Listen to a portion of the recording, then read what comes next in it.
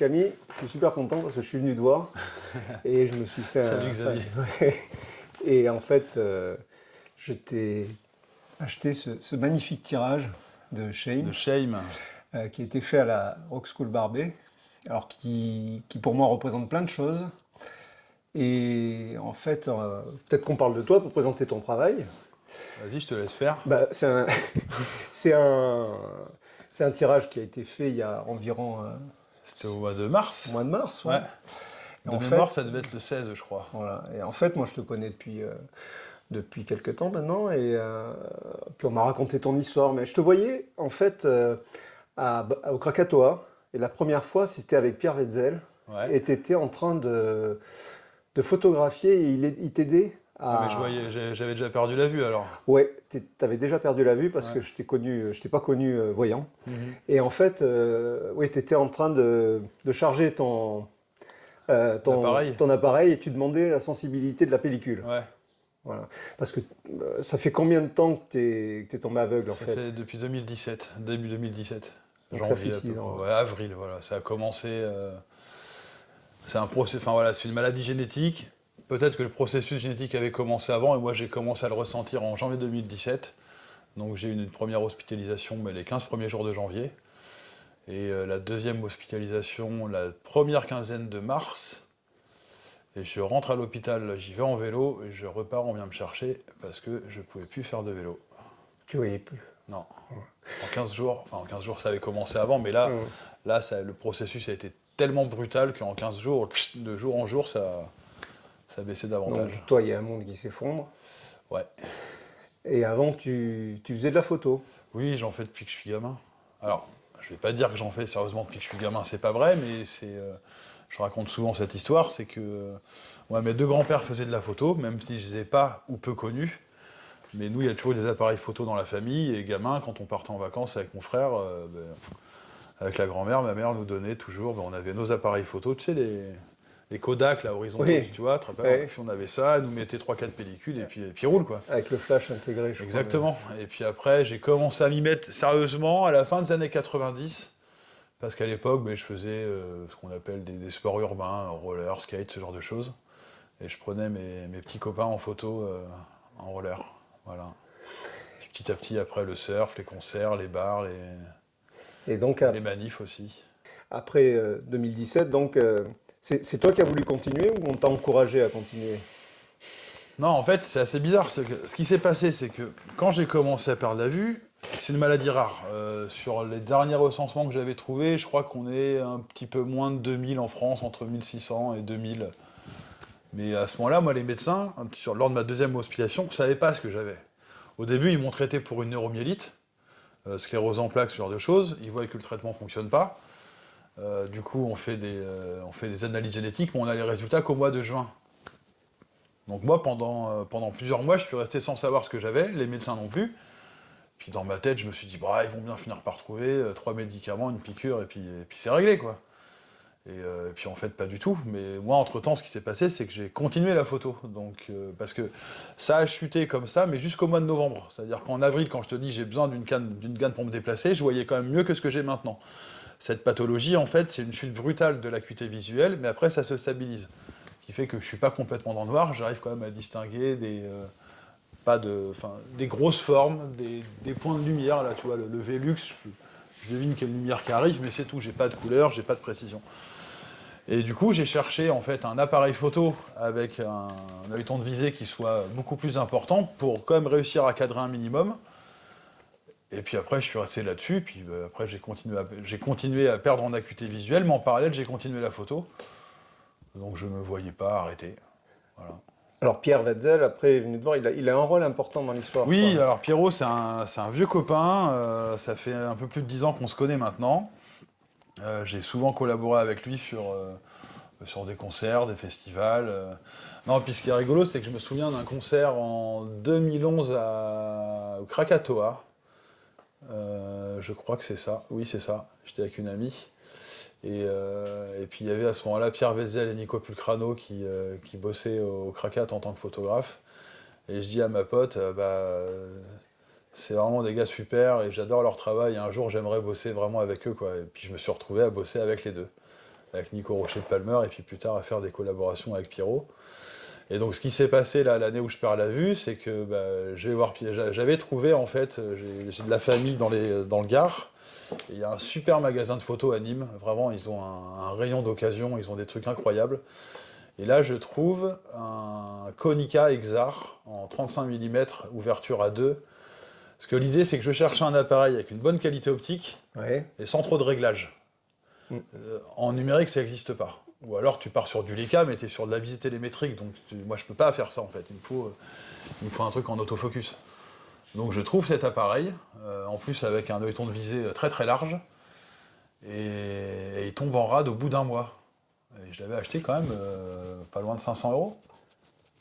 Ouais. Du coup je vais voir Pierre avec l'appareil, je dis Pierrot, est-ce que tu pourrais essayer de fouiner sur internet, voir si tu arriveras à me trouver ça, parce que celui-là il est top, enfin pour moi c'est génial quoi, c'est automatique.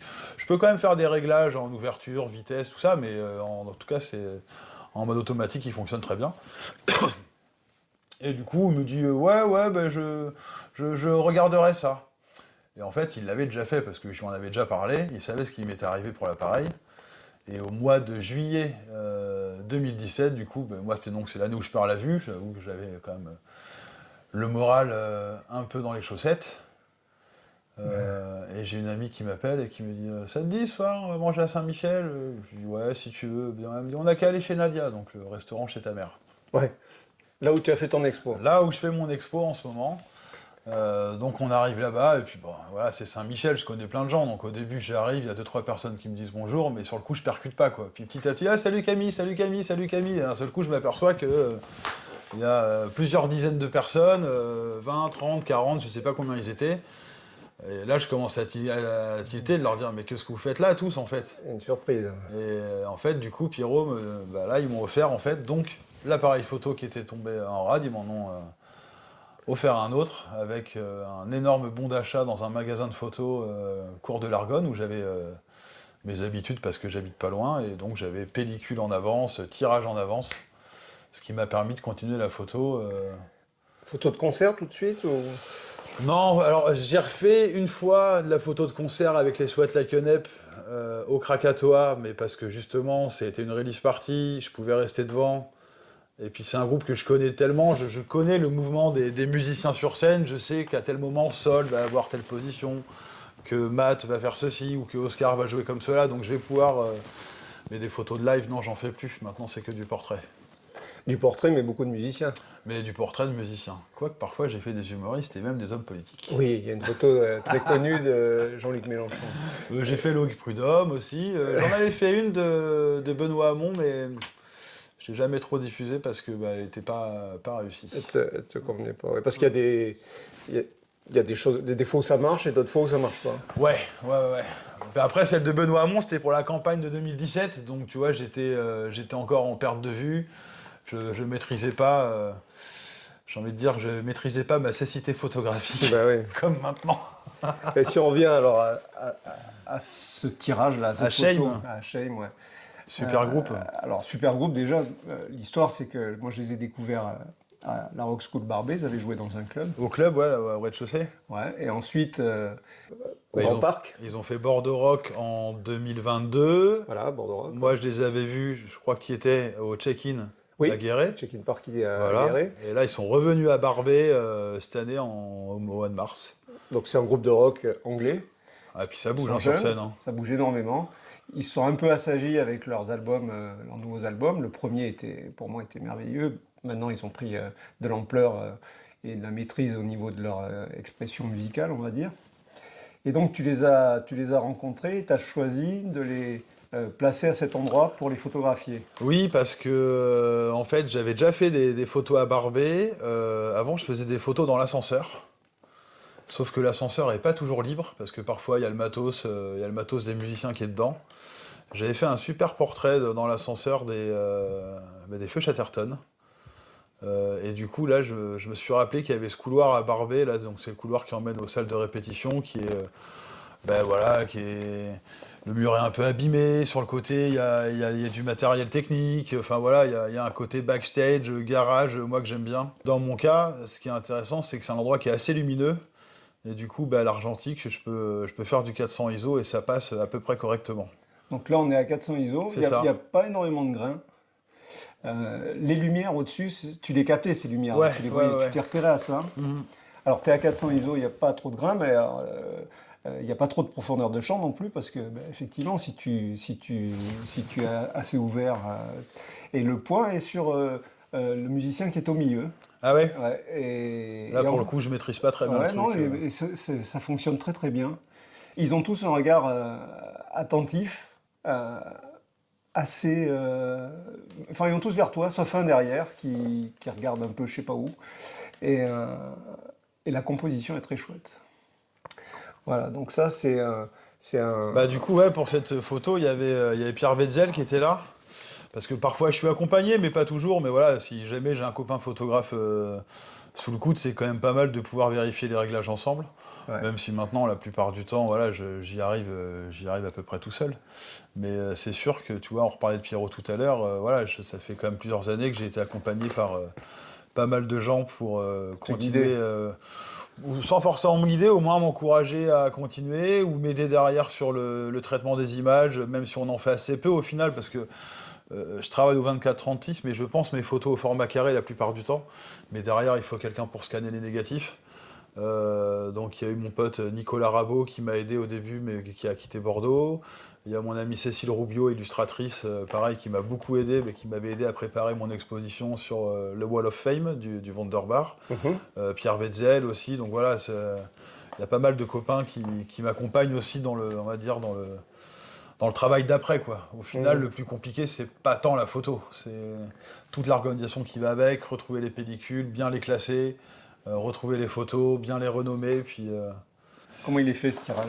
Alors, je travaille en fait, ça fait plus de 20 ans que je travaille avec un magasin là, qui est à Gambetta qui s'appelle L'Encadreur. Et donc avant, eux me faisaient les encadrements, et depuis quelques années maintenant, ils font du tirage sur un très bon papier.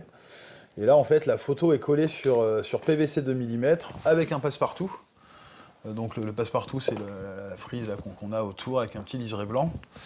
Et le 4, c'est un modèle alpha de chez Nielsen, mais voilà, qui donne un peu une profondeur, un peu de volume. Mhm. Et surtout, maintenant, ce que je fais, ça augmente un peu le tarif, mais on travaille avec du verre sans reflet, ce qu'on appelle du verre musée, même s'ils ne mettent pas de verre dans les musées. Mais voilà, il n'y a pas de reflet, ce qui est quand même beaucoup plus qualitatif. D'autant que là, la photo est un peu lumineuse, mais j'en fais aussi souvent dans des faibles conditions de lumière. Je pense au portrait d'Elie Mianas ou de Warren Ellis, Ouais. où là, si tu as du reflet, ça gâche complètement la photo. Donc, Mhm. Alors là, je suis un peu de travers quand on parle d'anti-reflet. Si je me mets en face, voilà, il n'y a pas de reflet, c'est parfait. Ouais.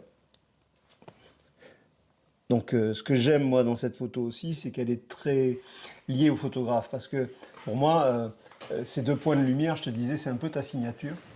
Et c'est ce qui me plaît là-dedans, parce que j'ai un rapport aussi personnel avec la photo. On peut la voir comme ça, dire elle dégage, hein, de toute façon, cette photo, elle dégage quelque chose, mais pour moi, elle raconte une histoire avec toi, et elle raconte aussi une histoire dans ma vie, parce que c'est une période où j'ai vu des super concerts à Barbès, où je me suis retrouvé avec des gens, des copains. Vraiment, ça représente une belle époque de ma vie. J'espère que ça va durer, hein. Mais bah, ça a plein de sens, cette photo. ça, bon, je vais essayer de pas parler trop longtemps, de pas partir trop longtemps sur ce sujet-là, mais oui, enfin, moi j'ai toujours pensé que Bordeaux avait une place particulière avec la musique, et notamment avec le rock, et des endroits comme Barbès, le Krakatoa, le Rocher de Palmer, et les endroits peut-être aussi parfois un peu plus confidentiels, c'est hyper important d'avoir ça, Et et si tu ça, et ça veux. permet ce genre de choses, ça permet ce genre de rencontres, ça permet ce genre de souvenirs, parce que nous finalement on s'est connus via les concerts. Ouais. Euh, Comment ça s'est passé avec eux, la rencontre, justement, humainement? Comment ça a Alors fonctionné? moi, le petit, on va dire, le petit complexe que j'ai, c'est que je parle très très mal anglais, donc dès que je suis avec des anglophones, je suis pas spécialement à l'aise. Après, voilà, la rencontre s'est organisée, ça s'est fait hyper rapidement. J'avais réussi, voilà, on avait réussi à leur dire qu'on les avait vus déjà plusieurs fois, notamment qu'on avait été les voir à Guéret, à Bordeaux Rock. Souvent les artistes sont quand même assez touchés par ma démarche. Mhm. Ouais, évidemment, le photographe qui voit pas et qui continue, ça interpelle un peu. Ouais, mais une fois qu'on a compris ça, faut aller plus loin. Ben oui, voilà, c'est ça. Mais après, je pense que ce qui les intéresse aussi, c'est que je faisais de la photo avant. Exactement. Donc il y a quand même des idées, tu vois. Par exemple, encore une fois, les faire poser dans cet endroit-là, c'est pas rien parce que c'est réfléchi en amont. Euh, Ouais. mais ouais, la rencontre s'est super bien passée. Et puis ben, là, j'ai envoyé au développement le dernier que j'ai fait, c'est le Place to Bury Stranger, pareil, qui sont venus jouer au club à Barbet. Ouais. Et puis on verra ce que ça donne. Mais souvent, c'est des chouettes rencontres. Bon, puisqu'on peut finir, ce qu'on peut dire aussi, c'est que pour finir, c'est que tu as une expo actuellement à Bordeaux. Et bien justement, une expo au bar chez ta mère, donc là où les copains m'ont offert l'appareil photo il y a maintenant 6 ans. Et moi, c'était important de la faire là-bas parce que le travail qui est montré, c'est justement, c'est un peu, voilà, c'est pas tout, mais c'est en grande partie ce que j'ai fait depuis que j'ai perdu la vue. Donc je trouve que la symbolique était chouette de faire ça chez Nadia. Voilà. Bon, écoute, merci Camille. Et bien merci Xavier. Voilà.